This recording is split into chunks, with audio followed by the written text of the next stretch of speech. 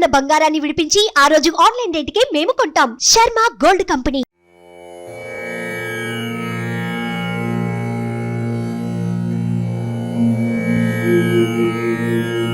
श्रीधनधा उवाच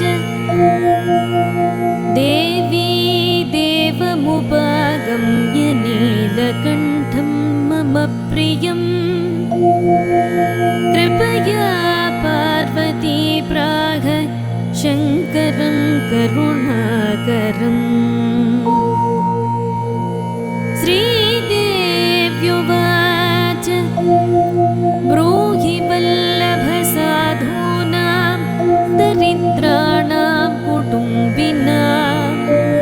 दरिद्रदलनोपायमञ्जसेव धनप्रदम्। श्रीशिव उवाच पूजयन् पार्वती वाक्यमिदमाह महेश्वरः उचितं जगदम्बासि तव भूतानुकम्पया ससीतं सानुजं रामं साञ्जनेयं सखानुगं प्रणम्य परमानन्दं वक्ष्येऽहं स्तोत्रमुत्तमम्। धनधं श्रद्दधानानां सदह्यः सुलभकारकं योगक्षेमकरं सत्यं सत्यमेव वचो मम। पठतः पाठयतोऽपि ब्राह्मणैरास्ति गोत्तमैः धनलाभो भवेदाशु नाशमेति दरिद्रता। भूभवांशभवां भूते भक्तिकल्पलतां शुभां प्रार्थयेत्तां यथा कामं कामधेनुस्वरूपिणी। धर्मदे धनदे देवी दानशीले दयाकरे त्वं प्रसीद महेशानि यदर्थं प्रार्थयाम्यहम्। धरामरप्रिये पुण्ये धन्ये धनदपूजिते सुधनं धार्मिकं देहि यजमानाय सत्वरम्। रम्ये रुद्रप्रिये रूपे रामरूपे रतिप्रिये शिखी सखमनोमूर्ते प्रसीद प्रणते मयि। आरक्तचरणाम्भोजे सिद्धि सर्वार्थदायिके दिव्याम्बरधरे दिव्ये दिव्यमाल्योपशोभिते समस्तगुणसम्पन्ने सर्वलक्षललक्षिते शरच्चन्द्रमुखे नीले नीलनीरजलोचने चञ्चरे गजमोचारु श्रीहारकुटिलालके मत्ते भगवति मातः कलकण्ठरवामृते। हासावलोकनैर्दिर्वैर्भक्तिचिन्तपहारिके रूपलावण्यदारुण्यकारुण्यगुणभाजने क्वडत्कङ्कणमञ्जीरे लसल्लीलाकराम्बुजे रुद्रप्रकाशिते तत्त्वे धर्माधारे धरालये प्रयश्च यजमानाय धनं धर्मैकसाधकम्। मातस्त्वं मे विलम्बेन दिशस्व जगदम्बिके कृपया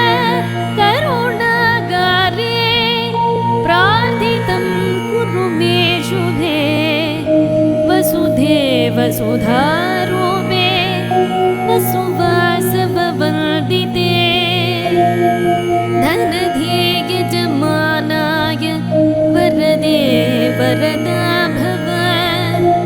ब्राह्मण्यैर्ब्राह्मण्यैः पूज्ये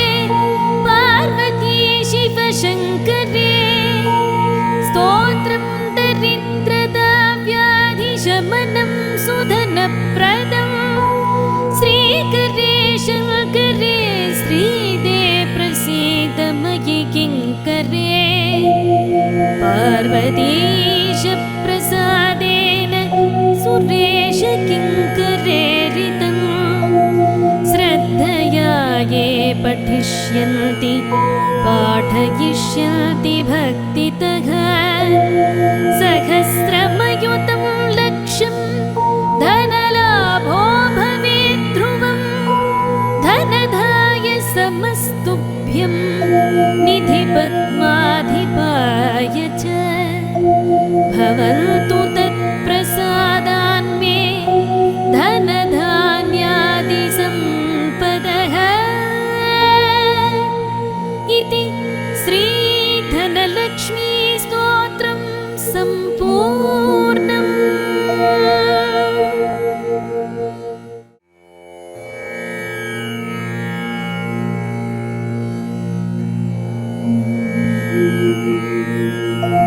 श्रीधनधा उवाच देवी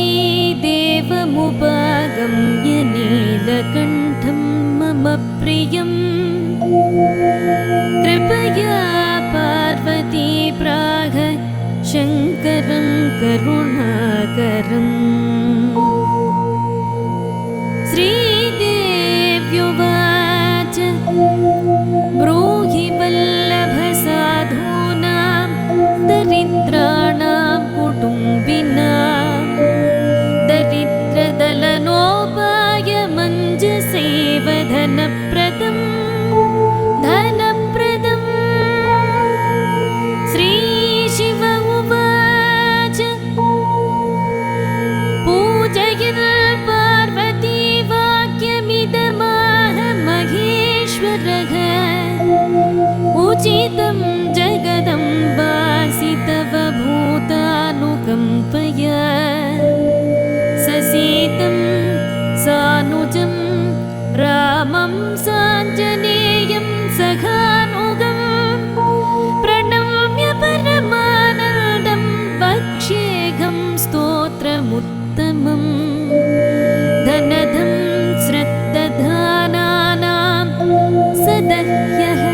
सुलभकारकं योगक्षेमकरं सत्यं सत्यमेव वचो मम पठतः पाठयतोऽपि ब्राह्मणैरास्ति गोत्तमैः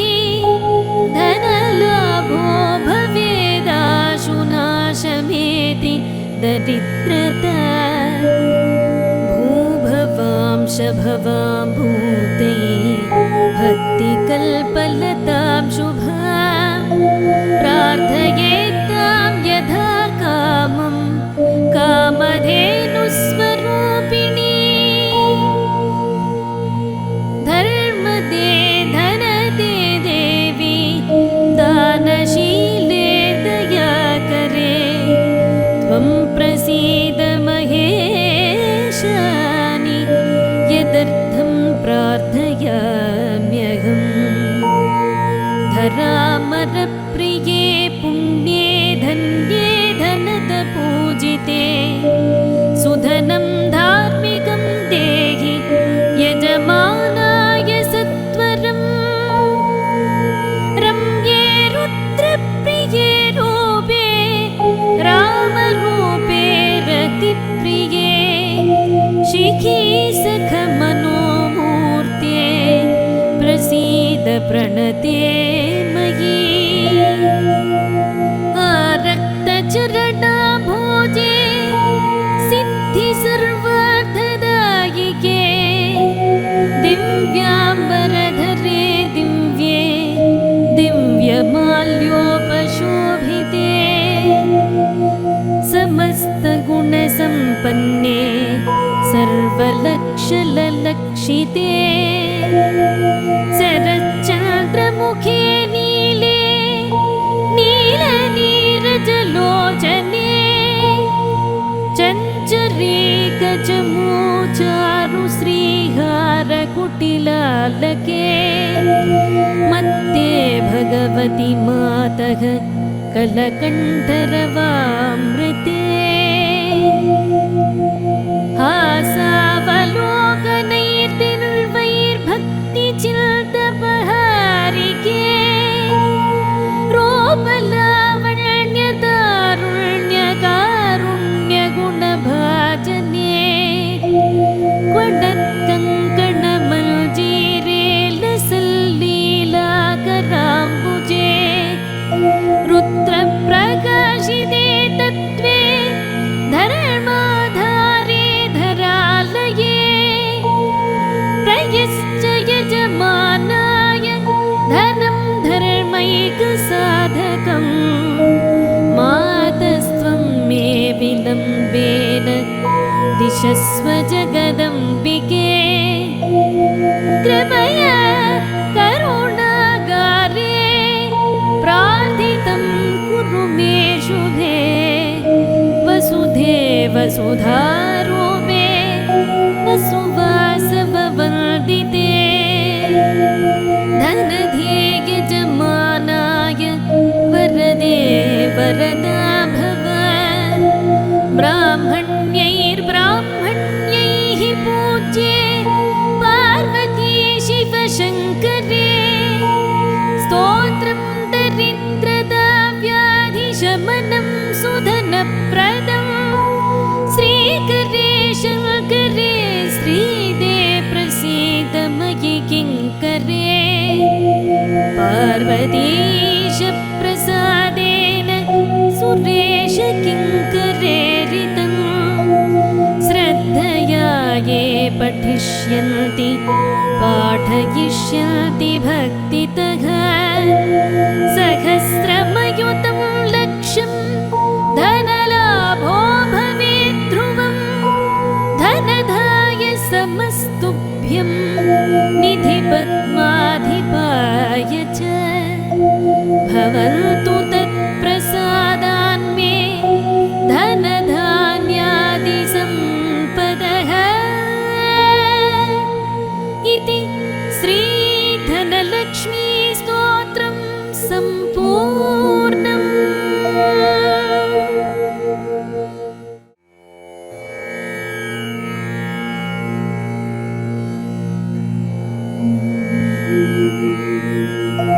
श्रीधनधा उवाच देवी देवमुपागम्य नीलकण्ठं मम प्रियं कृपया पार्वती प्राह शङ्करं करुणाकरम् श्रीदेव्युवाच ब्रूहि वल्लभसाधूनां दरिद्राणां कुटुम्बिनां दरिद्रदलनोपायमञ्जसेव धनप्रदम् श्रीशिव उवाच पूजयन् पार्वती वाक्यमिदमाह महेश्वरः उचितं जगदम्बासि तव भूतानुकम्पया ससीतं सानुजं रामं साञ्जनेयं सखानुगं प्रणम्य परमानन्दं वक्ष्येऽहं स्तोत्रमुत्तमम् धनधं श्रद्दधानानां सदह्यः सुलभकारकं योगक्षेमकरं सत्यं सत्यमेव वचो मम पठतः पाठयतोऽपि ब्राह्मणैरास्ति गोत्तमैः धनलाभो भवेदाशुनाशमेति दरिद्रता भूभवां वंशभवाम्भूते भक्तिकल्पलतां शुभां प्रार्थयेत्तां यथा कामं कामधेनुस्वरूपिणी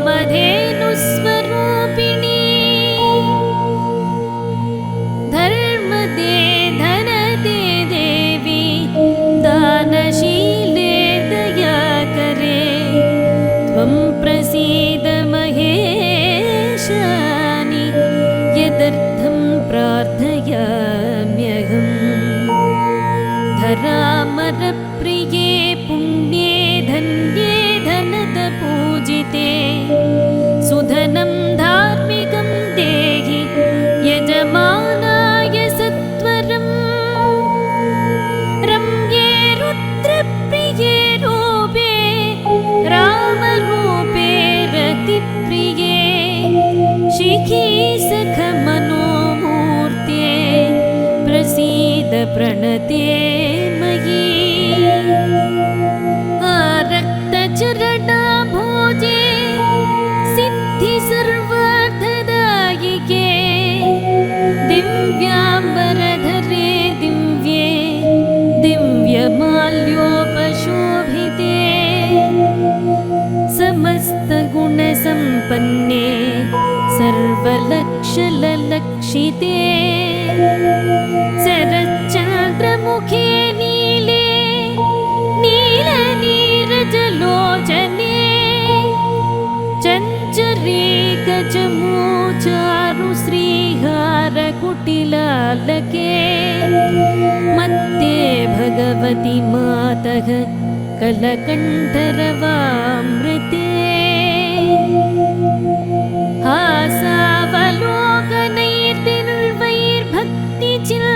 हासावलोकनैर्दिर्वैर्भक्तिचिन्तपहारिके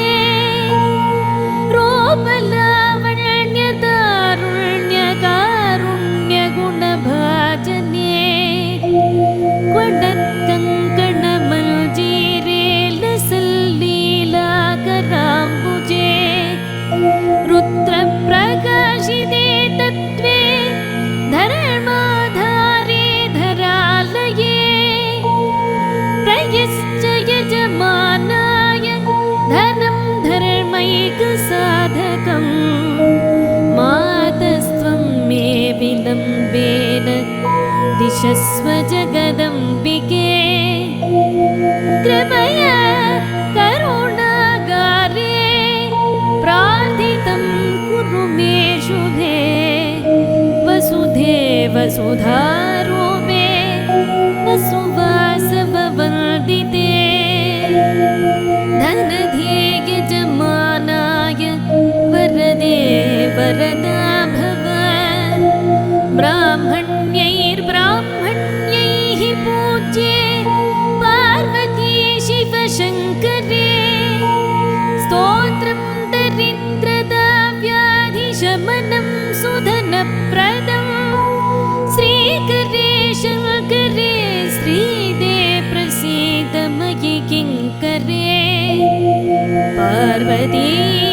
पार्वतीशप्रसादेन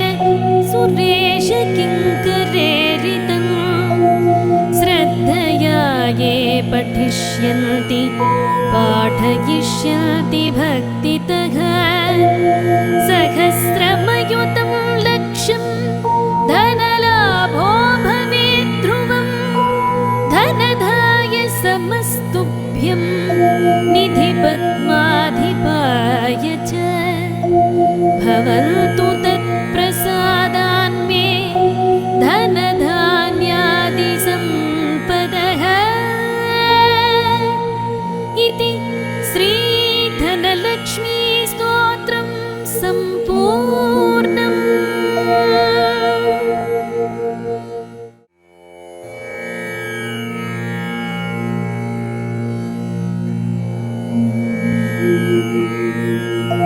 श्रीधनधा उवाच देवी देवमुपागम्य नीलकण्ठं मम प्रियम् कृपया पार्वती प्राह शङ्करं करुणाकरम् श्रीदेवी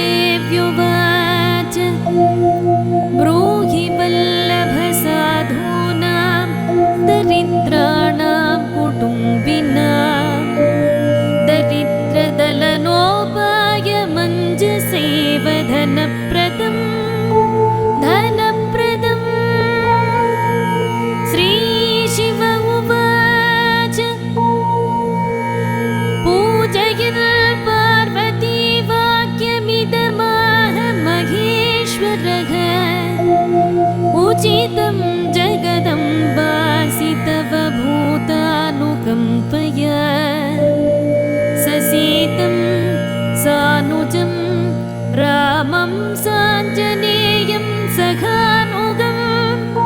प्रणम्य परमानन्दं वक्ष्येऽहं स्तोत्रमुत्तमम् धनदं श्रद्दधानानां सदह्यः सुलभकारकं योगक्षेमकरं सत्यं सत्यमेव वचो मम पठतः पाठयतोऽपि ब्राह्मणैरास्ति गोत्तमैः धनलाभो भवेदाशुनाशमेति दरिद्रता भूभवांशभवां भूते भक्तिकल्पलतां शुभां प्रार्थयेत्तां यथा कामं कामधेनुस्वरूपिणी धर्मदे धनदे देवी दानशीले दयाकरे त्वं प्रसीद महेशानि यदर्थं प्रार्थयाम्यहम् धरामरप्रिये पुण्ये धन्ये धनदपूजिते सुधनं धार्मिकं देहि यजमानाय सत्वरम् रम्ये रुद्रप्रिये रूपे रामरूपे रतिप्रिये शिखी सखमनोमूर्ते प्रसीद प्रणते मयि आरक्तचरणाभोजे सिद्धि सर्वार्थदायिके दिव्याम्बरधरे दिव्ये दिव्यमाल्योपशोभिते समस्तगुणसम्पन्ने सर्वलक्षललक्षिते शरच्चन्द्रमुखे नीले नीलनीरजलोचने चञ्चरे गजमोचारु श्रीहारकुटिलालके मत्ते भगवति मातः कलकण्ठरवामृते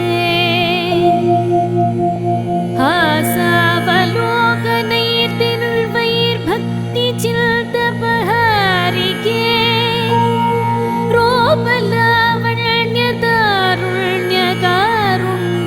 रूपलावण्यतारुण्यकारुण्यगुणभाजने क्वडत्कङ्कणमञ्जीरे लसल्लीलाकराम्बुजे रुद्रप्रकाशिते तत्त्वे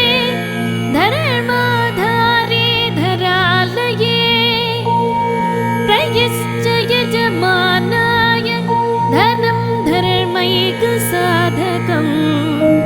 मातस्त्वं मे विलम्बेन दिशस्व जगदम्बिके कृपया करुणागारे प्रार्थितं कुरु मे शुभे वसुधे वसुधारूपे वसुवासववन्दिते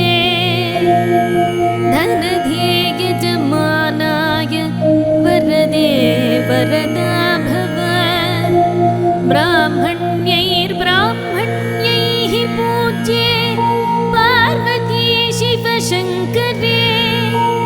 स्तोत्रं दरिद्रता व्याधिशमनं सुधनप्रदं श्रीकरे शङ्करे श्रीदे प्रसीद मयि किङ्करे पार्वतीशप्रसादेन सुरेश किङ्करेरितं श्रद्धया ये पठिष्यन्ति पाठयिष्यन्ति भक्तितः सहस्रमयुतं लक्ष्यं धनलाभो भवेत् ध्रुवं धनधाय समस्तुभ्यं निधिपद्माधिपाय च भवन्तु तत्प्रसादान्मे धनधान्यादिसम्पदः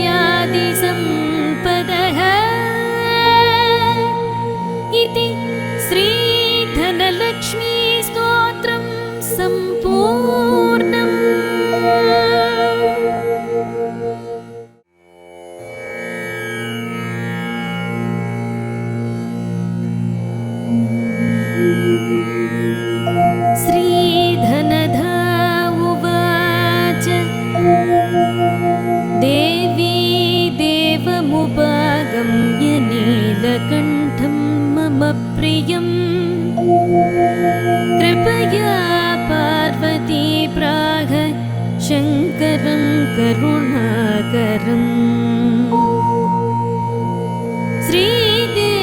श्रीदेव्युवाच ब्रूहि वल्लभसाधूनां दरिद्राणां कुटुम्बिनां दरिद्रदलनोपायमञ्जसेव धनप्रदम् श्रीशिव उवाच पूजयन् पार्वती वाक्यमिदमाह महेश्वरः उचितं जगदम्बासि तव भूतानुकम्पया ससीतं सानुजं रामं साञ्जनेयं सखानुगं प्रणम्य परमानन्दं वक्ष्येऽहं स्तोत्रमुत्तमम् धनधं श्रद्दधानानां सदह्यः सुलभकारकं योगक्षेमकरं सत्यं सत्यमेव वचो मम पठतः पाठयतोऽपि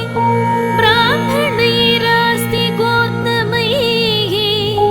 धनलाभो भवेदाशुनाशमेति दरिद्रता भूभवांशभवां भूते भक्तिकल्पलतां शुभां प्रार्थयेत्तां यथा कामं कामधेनुस्वरूपिणी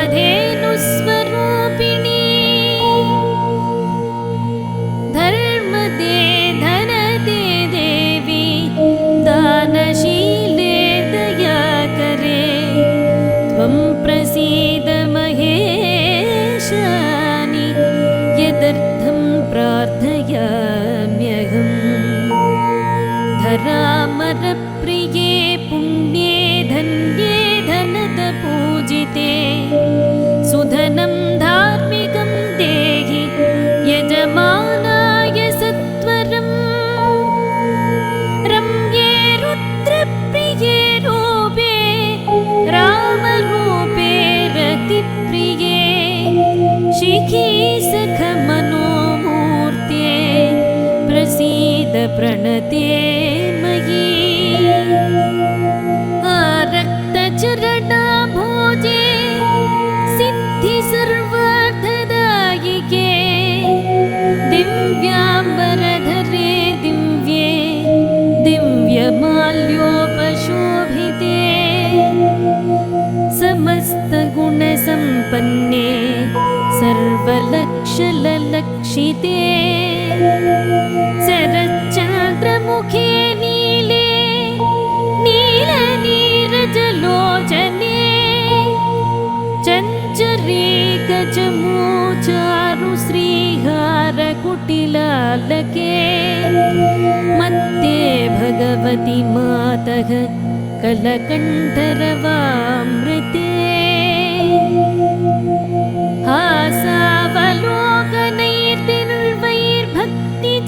हासावलोकनैर्दिर्वैर्भक्तिचिन्तपहारिके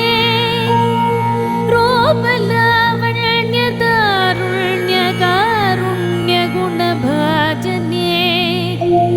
क्वडत्कङ्कणमञ्जीरे लसल्लीलाकराम्बुजे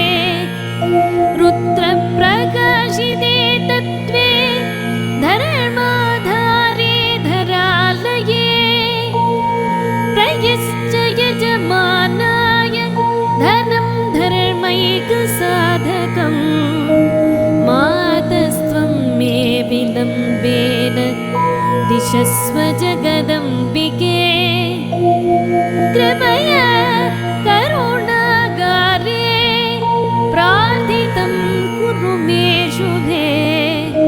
वसुधे वसुधारूपे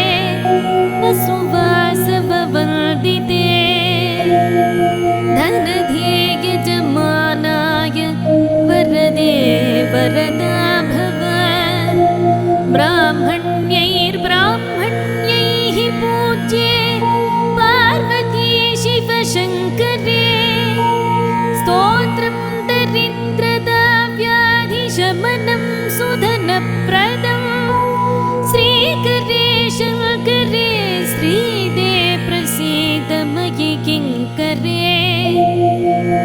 पार्वतीश प्रसादेन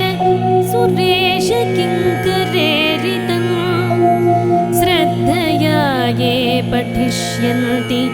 पाठयिष्यन्ति भक्तितः सहस्रमयुतं लक्ष्यं धनलाभो भवेत् ध्रुवं धनधाय समस्तुभ्यं निधिपद्माधिपाय च भवन्तु तत्प्रसादान्मे धनधान्यादिसम्पदः इति श्रीधनलक्ष्मी स्तोत्रं सम्पूर्णम्।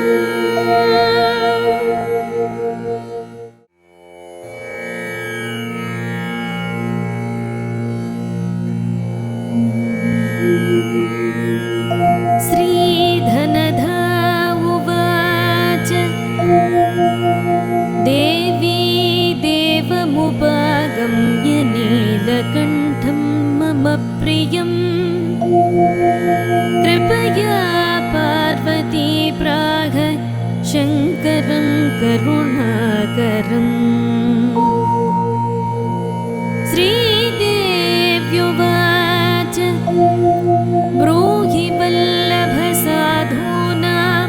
दरिद्राणां कुटुम्बिनां दरिद्रदलनोपायमञ्जसेव धनप्रदम् धनप्रदम्। श्रीशिव उवाच पूजयन् पार्वती वाक्यमिदमाह महेश्वरः उचितं जगदम्बासि तव भूतानुकम्पया ससीतं सानुजं रामं साञ्जनेयं सखानुगं प्रणम्य परमानन्दं वक्ष्येऽहं स्तोत्रमुत्तमम्। धनधं श्रद्दधानानां सदह्यः सुलभकारकं योगक्षेमकरं सत्यं सत्यमेव वचो मम पठतः पाठयतोऽपि ब्राह्मणैरास्ति गोत्तमैः धनलाभो भवेदाशुनाशमेति दरिद्रता भूभवांशभवां भूते भक्तिकल्पलतां शुभां प्रार्थयेत्तां यथा कामं कामधेनुस्वरूपिणी। धर्मदे धनदे देवी दानशीले दयाकरे त्वं प्रसीद महेशानि यदर्थं प्रार्थयाम्यहम्। धरामरप्रिये पुण्ये धन्ये धनदपूजिते सुधनं धार्मिकं देहि यजमानाय सत्वरम्। रम्ये रुद्रप्रिये रूपे रामरूपे रतिप्रिये शिखी सखमनोमूर्ते प्रसीद प्रणते मयि। आरक्तचरणाभोजे सिद्धि सर्वार्थदायिके दिव्याम्बरधरे दिव्ये दिव्यमाल्योपशोभिते समस्तगुणसम्पन्ने सर्वलक्षललक्षिते शरच्चन्द्रमुखे नीले नीलनीरजलोचने चञ्चरे गजमोचारु श्रीहारकुटिलालके मत्ते भगवति मातः कलकण्ठरवामृते हासावलोकनैर्दिर्वैर्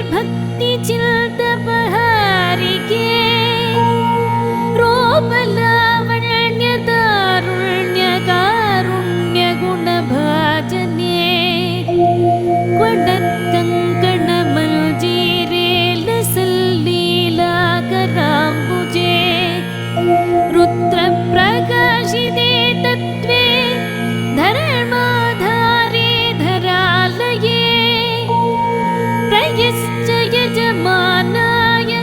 धनं धर्मैकसाधकम्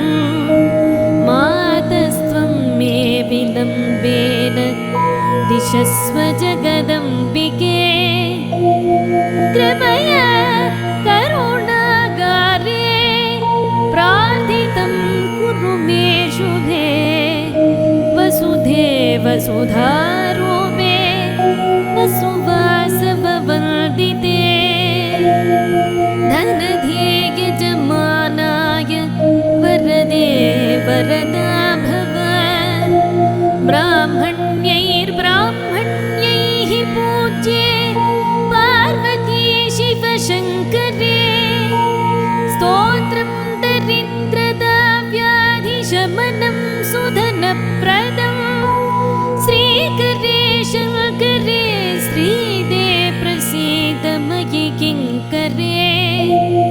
पार्वतीश प्रसादेन सुरेश किङ्करेरितं श्रद्धया ये पठिष्यन्ति पाठयिष्यन्ति भक्तितः सहस्रमयुतं लक्ष्यं धनलाभो भवेत् ध्रुवं धनधाय समस्तुभ्यं निधिपद्माधिपाय च भवन्तु तत्प्रसादान्मे धनधान्यादिसम्पदः इति श्रीधनलक्ष्मी स्तोत्रं सम्पूर्णम्।